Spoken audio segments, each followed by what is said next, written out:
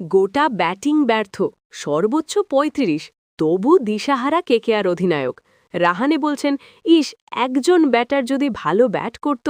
টানা হারে হতাশ অজিঙ্ক্য রাহানে চেন্নাইয়ের কাছে হারের জন্য ব্যাটিং ব্যর্থতাকেই দায়ী করেছেন। একই সঙ্গে প্রথম একাদশে বড় রদবদলের ইঙ্গিত দিয়েছেন কেকেআর অধিনায়ক।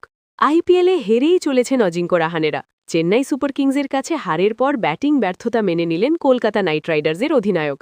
তার মতে উপরের দিকের অন্তত একজন ব্যাটারের শেষ পর্যন্ত ২২ গজে থাকা দরকার ছিল। প্রশংসা করলেন চেন্নাইয়ের ব্যাটারদের। প্রথম একাদশে রদবদলের ইঙ্গিতও দিয়ে রাখলেন রাহানে।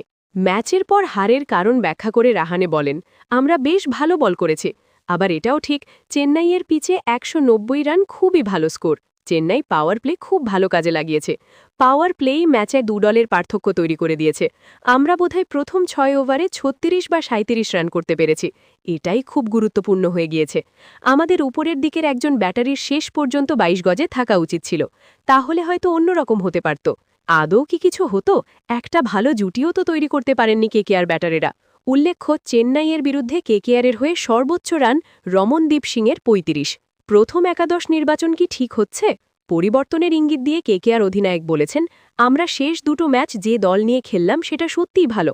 তবে আমাদের আরও ভাবতে হবে। আমরা জিততে পারছি না ঠিকই, তাও মাথা উঁচু রাখতে হবে, চিবুক উঁচু রাখতে হবে। বারবার ম্যাচের ফল যদি পক্ষে না আসে, তাহলে প্রথম একাদশ নিয়ে ভাবতেই হবে। তবে আমরা ইতিবাচকভাবেই ভাবতে চাই, সাহসী থাকতে চাই। বারবার আত্মবিশ্বাস ধরে রাখার কথা বললেও রাহানেকে ম্যাচের পর সম্পূর্ণ দিশাহারা দেখা গিয়েছে। ম্যাচ চলাকালীনও তার চেহারায় আত্মবিশ্বাসের ছাপ খুঁজে পাওয়া যায়নি। দলের পারফরমেন্সে হতাশ হলেও রাহানে প্রশংসা করলেন কার্তিক তাগির। কেকেআর অধিনায়ক বলেছেন, কার্তিক সত্যিই খুব ভালো বল করেছে, সম্পূর্ণ ওর কৃতিত্ব। প্রতি ম্যাচে উন্নতি করছে। বলের গতিও দুর্দান্ত। ওর বলে ৬ মারা কোনো ব্যাটারের পক্ষেই সহজ নয়। স্পিনাররাও ভালো বল করেছে। এর পরেও আমাদের ইতিবাচক থাকতে হবে, আত্মবিশ্বাস ধরে রাখতে হবে। প্রশ্ন তৈরি হয়েছে রাহানের নেতৃত্ব নিয়েও। স্পিনাররা ভালো বল করেছেন, নিজেই স্বীকার করছেন, অথচ অনুকূল রায় এবং বরুণ চক্রবর্তীকে দিয়ে পুরো ৪ ওভার করালেন না কেন? প্রতি ম্যাচে খারাপ পারফরমেন্স করা বৈভব অরোরার উপর আস্থা রেখে চেন্নাইয়ের রান অযথা বাড়িয়ে দিলেন।